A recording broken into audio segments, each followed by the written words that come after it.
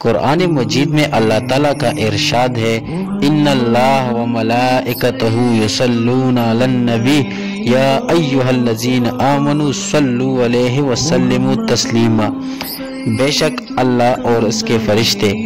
نبی کریم صلی اللہ علیہ وآلہ وسلم پر درود بھیجتے رہتے ہیں۔ اے ایمان والو تم بھی ان پر درود بھیجا کرو اور خوب سلام بھیجا کرو۔ اس حکم باری تعالیٰ میں نبی کریم صلی اللہ علیہ وآلہ وسلم پر درود و سلام بھیجنے کے لیے وقت کی کوئی قید نہیں ہے،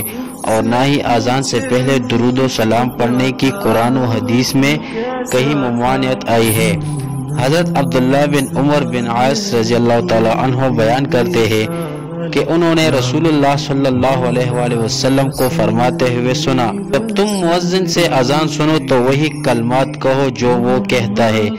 پھر مجھ پر درود پڑھو، کیونکہ جو شخص مجھ پر ایک بار درود پڑھتا ہے اللہ تعالیٰ اس پر 10 رحمتیں نازل فرماتا ہے۔ پھر میرے لیے جنت میں وسیلہ کی دعا مانگو،